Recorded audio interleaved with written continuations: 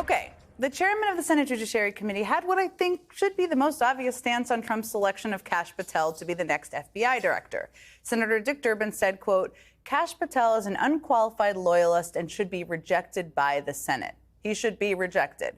Dick Durbin doesn't need a confirmation hearing to know he's seen enough. That's because we're talking about a conspiracy theorist, a guy whose primary goal is to go after Donald Trump's perceived enemies. And a guy who was so troublesome, Bill Barr and Gina Haspel had enough sense not to want him near their agencies during the first Trump term. Not sure what there's left to get to the bottom of, but I'm all ears. Joining me now is Democratic Senator Alex Padilla of California. He's a member of the Senate Judiciary Committee. It's great to see you, Senator. Yes. Lots of news this weekend and lots of important confirmation hearings your committee is going to be overseeing. So let me just ask you first about Kash Patel. I just read what Dick Durbin said. And you said yesterday that the nomination raises questions you'll raise during his confirmation hearing.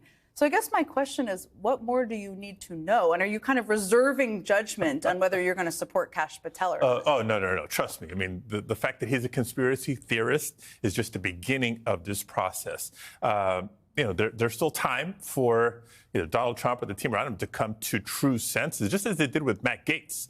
Right? This is an equally offensive nomination. But if they insist on going forward, then we're going to insist on the background checks. We're going to insist on a very thorough and firm confirmation hearing. I know how I'm going to vote for someone who believes in conspiracy theories, denies the results of the 2020 election, and then says I'm going to run the FBI by shutting down FBI headquarters.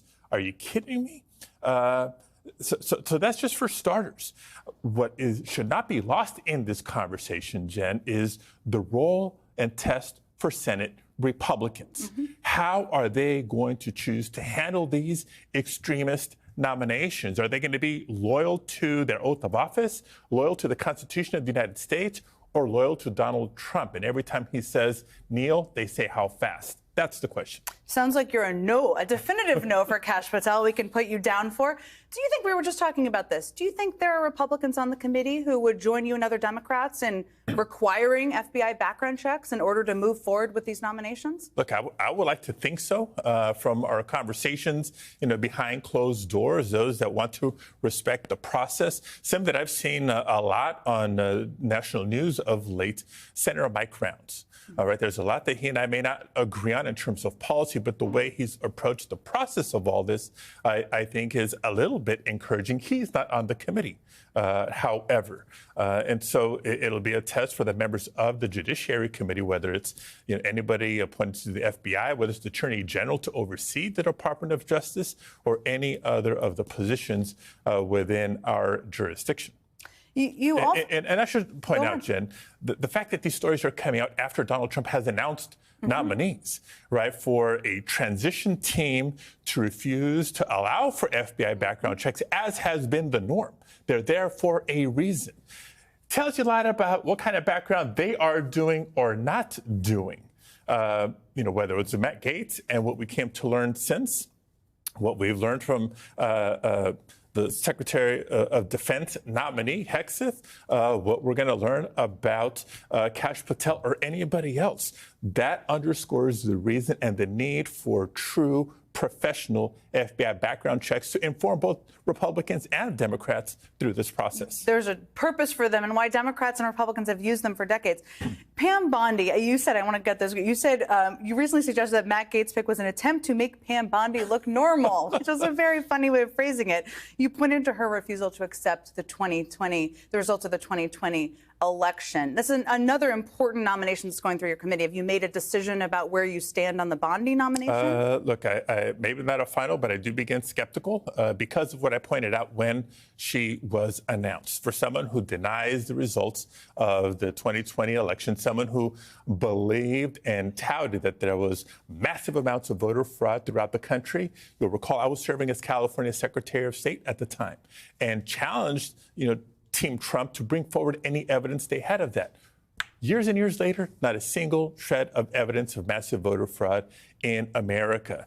And the fact that she served as one of Trump's personal attorneys, her role in the first impeachment trial, does beg the question, is she going in to try to do the job of Attorney General of the United States, independent of the political leanings of the White House, or is she going in to do Trump's bidding? The American people deserve to know.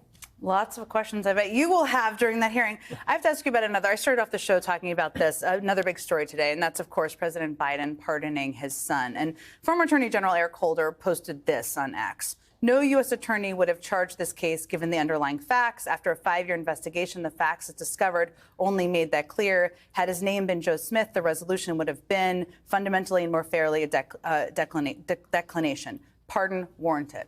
What do you think? Yeah, look, I heard the announcement too.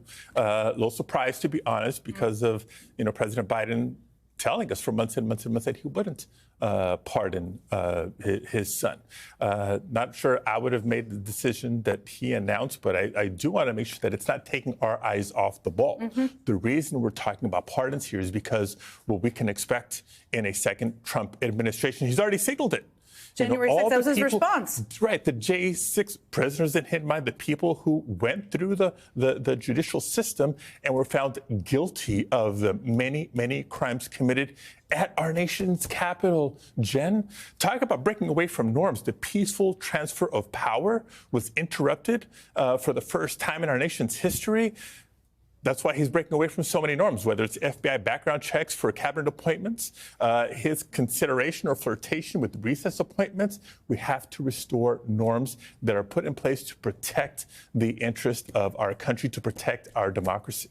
Senator Padilla, thank you so much for walking over from the Senate tonight. Yeah, it's called that, but we made it. You have such important nominations before your committee. I hope you'll come back and talk to us about them again. Look forward to really it. appreciate it. And coming up, some Republican senators are making it seem like Kash Patel is going to sail through his confirmation process.